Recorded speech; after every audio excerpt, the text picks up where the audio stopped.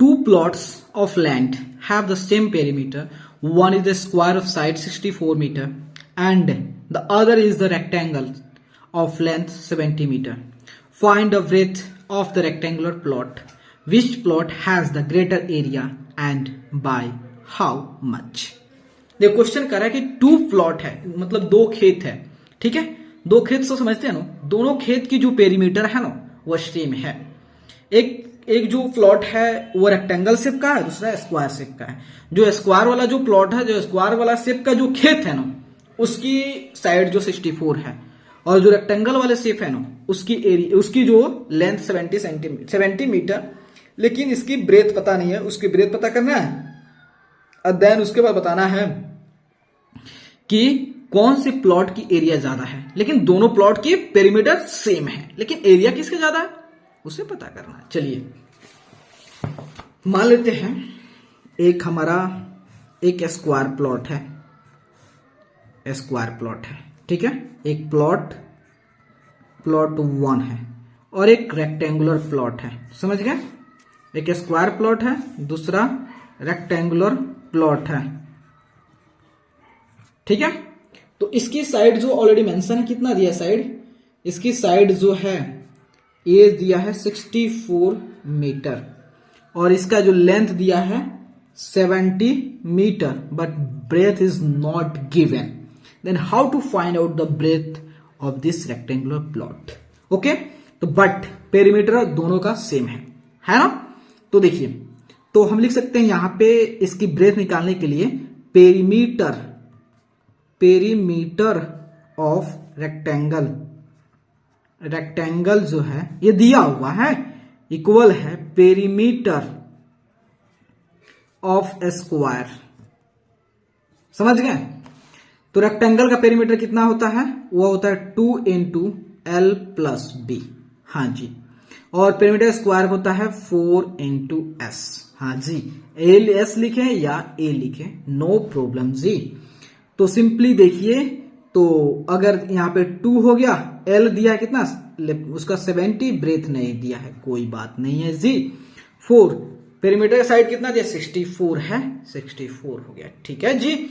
तो देखिए, तो देन अब क्या करेंगे, तो इसको 2 को इधर लाएंगे। देखिए आप सीख लीजिए, आप 2 को इधर लाएंगे तो डिनोमिनेटर में आ जाएगा, कैंसिल करेंगे, 2 से यहां से कैंसिल कर लीजिए। अगर मल्टीप्लाई का फॉर्म होगा तो कैंसिल कर दीजिएगा, 2 बार में कैंसिल, तो कितना होगा 70 प्लस B, ये सीख लीजिए।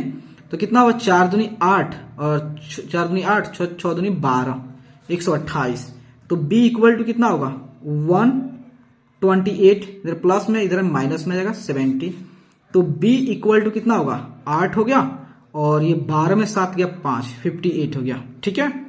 8 देखिए होगा कि नहीं होगा, 8 में से 0 गया 0 और ये 12 में 7 गया 5, ठीक है, 58 हो गया। तो 58 मीटर इसकी ब्रेथ हो गया, ब्रेथ निकाल दिया। अब बोल रहा है कि कौन सी एरिया किसके ज्यादा है। चलिए एरिया ऑफ स्क्वायर निकालते हैं। एरिया ऑफ द स्क्वायर क्या होता है, ए स्क्वायर। तो इसके दिया है 64, तो 64 का स्क्वायर, अरे बोल 64 इंटू 64 कितना आया, मल्टीप्लाई करते हैं। तो मल्टीप्लाई करके देखते हैं कितना आता है। तो इसको जो मल्टीप्लाई करेंगे तो इधर कर लेते हैं, सामने कहीं 64, तो 4 चुका 16, 4 चुका 16 हो गया, 6 24, 4 चुका 16, 6 24, 1 25, 6 24 के 4, 6 चुका 24 के 4, हाथ में 2 और 6 36, 36 और 2 38, तो 6 5 4 9, 8 2 10, 3 1 4, इसका आ गया कितना, देखिए 4 चुका 16 और 6 24, 1 25 और 6 24 और 6 36 और 2 38, 6 5 4 9, 8 2 10, 3 1 4, कितना आ गया 4096 स्क्वायर मीटर। ये एरिया का स्क्वायर का हो गया। और रेक्टेंगल का एरिया ऑफ रेक्टेंगल इसका कितना होता है, लेंथ इनटू ब्रेथ। लेंथ कितना दिया है, लेंथ दिया है 70 और ब्रेथ कितना दिया है 58। तो चलिए इसको एक 0 है तो 0 लिख दीजिए, और 8 से तो 56 के 6, हाथ में 5 और 7 बचे 35, 5 40। ये देखिए इसकी एरिया है इतना है। तो अब बताइए इसके 4096, इसके 460, इसका मतलब स्क्वायर के लिए ज्यादा है। कितना है? तो square area of square is greater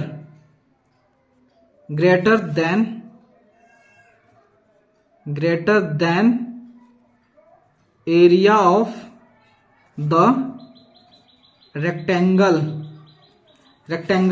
by कितना से लिख लीजिए, अब इसमें सब्ट्रैक्ट कर दीजिए। 4096 में से 4060, 696 गया, 300, 36 स्क्वायर मीटर एरिया ज्यादा है। ठीक है।